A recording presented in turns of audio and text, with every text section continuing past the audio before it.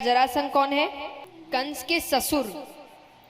तो भगवान को बहुत परेशान कर रहे हैं, बार बार आक्रमण कर रहे, बार बार आक्रमण कर रहे, और हार जीत किसी की हो नहीं रही। और जब हार जीत किसी की नहीं होती और युद्ध हो रहा है तो नुकसान किसका होता है? सेना का, प्रजा का। वो तो हर युद्ध में कितने बेगुनाह मर रहे हैं। तो भगवान को समझ आ गया कि ऐसे तो ये कब तक चलता रहेगा पता नहीं। और पापी वो बहुत है, पर उसके पाप का घड़ा नहीं भर रहा। क्यों नहीं भर रहा?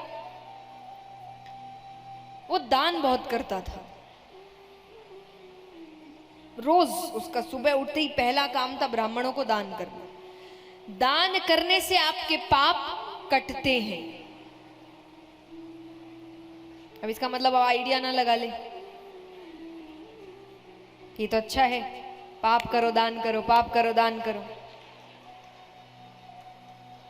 ऐसे नहीं होता, फिर दंड मिलता है, और ज्यादा भयानक दंड मिलता है। क्योंकि ये वही बात है, जितने बच्चे होंगे उनको समझ आ सकता है कि जब माँ बाप आपको आपकी छोटी छोटी गलतियों पे डांट दे, ये ज्यादा बेहतर होता है बल्कि इसके कि वो एक साथ 10-15 गलती की डांट एक साथ जब पड़ती है, वो ज्यादा भयानक होता है। क्योंकि क्रोध पनपता जाता है और अंत में फिर फूटता है, तो वो ज्यादा भयानक होता है। ये छोटी छोटी गलतियों की छोटी छोटी डांट पड़ जाए चलता है। तो भगवान के साथ जब आप ऐसा रास्ता अपना रहे हैं कि आप समझ रहे हैं कि पाप तो कर रहे हैं लेकिन उसको कहीं ना कहीं तो फिर दंड मिलेगा, और ऐसा भयानक मिलता है वो, क्योंकि एक साथ पनप कर मिलता है। तो जरासंध के साथ भी यही हो रहा है। तो भगवान कहे जिसकी आड़ में ये बच रहा है उसी से इसका विनाश करते। तो भगवान को एक डर है कि ये अकेले युद्ध करेगा नहीं, और सेना के साथ कर रहा है तो किसी की हार जीत नहीं हो रही। तो भगवान ने ब्राह्मणों का रूप बनाया, क्योंकि दान ये केवल ब्राह्मण को करता था, सबको नहीं करेगा, सिर्फ ब्राह्मणों को। तो भगवान भीम के साथ, अर्जुन के साथ ब्राह्मणों का रूप बनाकर जाते हैं। अब दानी ये कैसा? जो मांग लो, मना नहीं करेगा ये। तो भगवान गए तो पहले तो अपनी मर्जी से सामान देता। कोई अगर कहते कि ये नहीं वो चाहिए तो फिर जो चाहिए वो देता। तो भगवान कहते ये सब नहीं चाहिए। तो बोले क्या चाहिए? मांगो। भगवान के वचन चाहिए। कैसा वचन? जो मांगेंगे वो दोगे, पीछे नहीं हटोगे। भगवान को डर है कहीं पीछे ना हट जाइए। तो वो कहे वचन की जरूरत नहीं, तुमको जो मांगना है मांगो। भगवान कहते पहले वचन। तो उसने कह दिया अरे वचन दिया चलो, लेकिन फिर भी अभी भी कहूंगा वचन की जरूरत नहीं है, क्योंकि तुम ज्यादा से ज्यादा मुझसे क्या मांगोगे? एक राजा से अब ज्यादा से ज्यादा क्या मांग सकते हैं? राज्य, वो उसी में सब कुछ आ रहा है उसके। तो वो कहे ज्यादा से ज्यादा मुझसे क्या मांगोगे? मेरा राज्य मैं दे दूंगा। अब आपको लग रहा होगा कितना तो अच्छा आदमी है। उसकी दूसरी लाइन बताती है वो असलियत में है कैसा। तो वो कहे ज्यादा से ज्यादा क्या मांगोगे? मेरा राज्य मैं दे दूंगा, क्योंकि मुझे मेरी शक्ति पर इतना भरोसा है, सुबह तुमको राज्य देकर शाम को युद्ध करके वापस ले लूंगा। लेकिन दान वो सिर्फ सुबह करता था। उठते ही उसका पहला काम दान, उसके बाद उसके काम असली शुरू होते थे। तो वो कहे कि जो मांगना है मांगो। अब वो अपनी तारीफ कर रहा है कि ये कर दूंगा वो कर दूंगा। भगवान के साथ आए हैं अर्जुन। अर्जुन और भगवान का प्रेम पूरी दुनिया जानती है। तो अर्जुन को गुस्सा आ रहा है कि किसके सामने ये बता रहा है। तो क्रोध में व्यक्ति के काम बिगड़ जाते हैं। मैं हमेशा कहती हूं कि क्रोध करने से नुकसान दूसरे का नहीं होता, आपका ही होता है। अगर आप, क्योंकि क्रोध में व्यक्ति गलतियां ही करता है। कई बार लोग कहते हैं ना कि जब लड़ाई हो रही हो तभी सब कुछ क्लियर कर लो। मैं कहती हूं मत करो, उस वक्त शांत हो जाओ, वहां से चले जाओ। जब दिमाग ठंडा हो तब जाकर बात करो। क्योंकि उस वक्त बातें तो नहीं होती, इल्जाम ही लगते हैं। और ऐसे ऐसे लगा, फिर बाद में फिर वही बात, सॉरी सॉरी, पकड़ लिया हमने तो, गलती करो सॉरी बोलो, गलती करो सॉरी बोलो, हर बार एक ही कहानी। तो उस वक्त चुप हो जाओ, नहीं हो रहा वहां से चले जाओ। बात तब करो जब दिमाग शांत है, जब समझने के लिए तैयार हो। तो अर्जुन को आया क्रोध, क्रोध में आकर उसने कह दिया जितना कहा जाए उतना ही करो। कहा वो गलत नहीं किया, क्योंकि इसमें उसने कोई गलत बात नहीं कही, लेकिन ये जो हाथ दिखाया ना, ये गलत कर दिया। क्योंकि 4 वर्ण थे, कौन कौन से? ब्राह्मण, क्षत्रिय, वैश्य, शूद्र। तो इनके अपने अपने कार्य थे। ब्राह्मणों का कार्य क्या था? शिक्षा। उनको सबसे ऊंचा स्थान ही इसीलिए दिया है क्योंकि वो आपके गुरु थे। गुरु सबसे ऊपर होते हैं, तो वो गुरुकुल में ब्राह्मण ही पढ़ाते थे, वो आपके शिक्षक थे, आपके गुरु थे। तो ब्राह्मणों का कार्य था शिक्षा, क्षत्रियों का कार्य था रक्षा, युद्ध करना, वो रक्षा करते थे। वैश्य का कार्य था व्यापार करना, शूद्र का कार्य था सेवा करना। अब एक और बात, ये सब अपने लिए काम नहीं करते थे सिर्फ। ब्राह्मणों का कार्य था कि शिक्षा की कमी कहीं नहीं होनी चाहिए, सब शिक्षित होने चाहिए। क्षत्रियों का कार्य था रक्षा सबकी होनी चाहिए।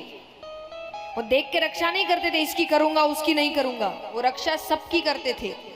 वैश्य का कार्य था धन का संचार हर जगह अच्छे से होना चाहिए, और शूद्र का कार्य था सेवा सबकी होनी चाहिए। जैसा मैंने कहा, बनाया किसी और कारण से था, बीच वालों ने काम खराब कर दिया। यहां ऊंचा नीचा कोई नहीं था, सबके अपने अपने काम थे। आप एक कंपनी में जाते हैं, सबको अपने अपने काम सौंपे जाते हैं ना, आप मनमानी तो नहीं कर सकते कि अगर कोई मान लीजिए कि किसी का काम है मैनेजमेंट का, वो कहेगा नहीं मैं तो वो करूंगा। सबका अपना अपना काम था, और वो था कि तुम अपना काम अच्छे से करो। हर चीज जरूरी है, हर काम जरूरी है। और समय समय की बात है, पहले हर कोई अपना ही काम करता था, फिर समय बदला तो चीजें भी बदली, और बदलाव प्रकृति का नियम है। जब अच्छा बदलाव आए तो आपको उसके हिसाब से अपने आप को ढालना चाहिए। तो वहां पर अब क्योंकि अपना अपना काम ही सब कर रहे हैं, तो यानी युद्ध केवल क्षत्रिय लड़ रहे हैं। तो युद्ध जब लड़ते थे तो बाण चलाते थे, उस बाण चलाने की जब प्रैक्टिस करते थे, जो प्रत्यंचा चढ़ाते हैं, उस वजह से हर क्षत्रिय के अंगूठे पर एक निशान होता है, जो सिर्फ क्षत्रिय के अंगूठे पर होता है। अर्जुन ने क्या किया? जरासंध भी तो क्षत्रिय है, उसकी नजर अर्जुन के अंगूठे पर पड़ी। वो समझ गया ये ब्राह्मण नहीं है। अब ये कहते ही तो सेना आ गई उसकी, कि उनको लग रहा है कोई बहरूपी आया है, अब किस भाव से आया पता नहीं। तो सारी सेना आकर खड़ी हो गई। भगवान कहे अच्छा खासा काम चल रहा था, तब वो कहे कि सब अपने अपने असली रूप में आ जाओ, तो सब अपने असली रूप में आए। जरासंध कहे कृष्ण क्या चाहिए तुम्हें? भगवान कहे मुझे तुमसे मल्ल युद्ध करना है, सिर्फ एक एक, कोई सेना बीच में नहीं आएगी, जो जीता वो जीत गया। फिर जरासंध कहे तुमसे नहीं करूंगा।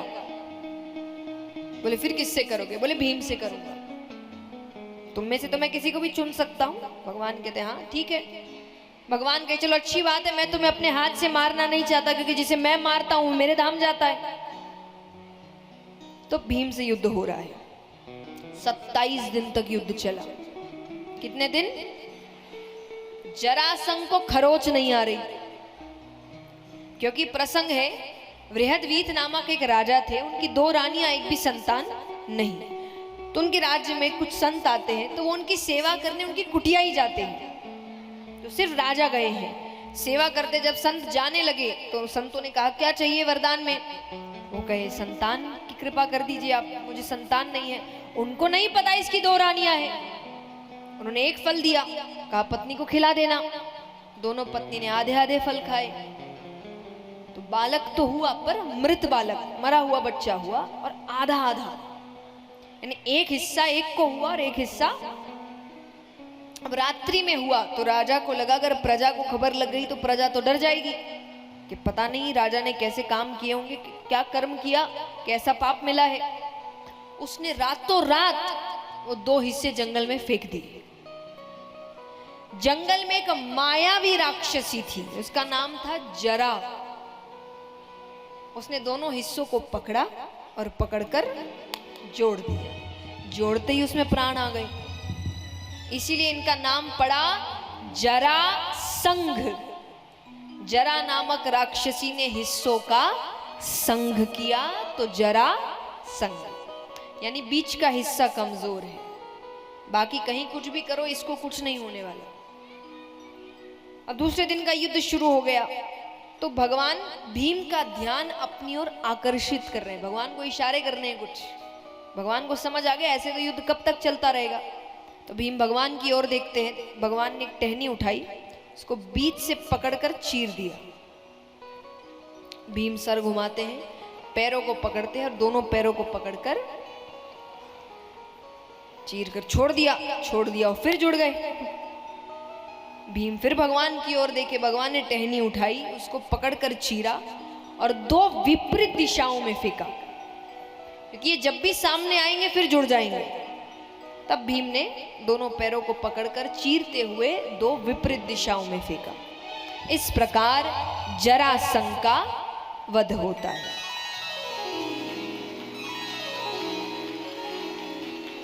ये कथा आपको समझाती है कि भगवान रास्ता दिखाते हैं, सबको दिखाते हैं क्या सही है क्या गलत है, लेकिन मनुष्य उसको समझने की कोशिश। मैं हमेशा कहते, जब हम कहते हैं ना अपनी आत्मा की आवाज सुनो, वो आत्मा की आवाज नहीं होती, वो परमात्मा की आवाज होती है। इसलिए कहते हैं हर व्यक्ति के अंदर भगवान बैठे हैं, जो आपको बता रहे हैं सही क्या है, और वो आवाज जो सीख देती है वो दुनिया का कोई व्यक्ति नहीं दे सकता। कई बार होगा कि आपको कोई चीज सही लग रही है, आपके अंदर से आवाज आ रही है कि सही, और पूरी दुनिया आपके खिलाफ खड़ी है, लेकिन आप वो काम करके आगे बढ़ते हैं और फिर एक समय आता है जब सफल हो जाते वो दुनिया ही आपके लिए तालियां बजा रही होती है, क्योंकि उस वक्त आपने अपने मन की आवाज सुनी थी, परमात्मा की आवाज सुनी थी। पर मनुष्य वो आवाज सुनने की बजाय सांसारिक आवाजें ज्यादा सुनता है, अपना दिमाग ज्यादा लगाता है।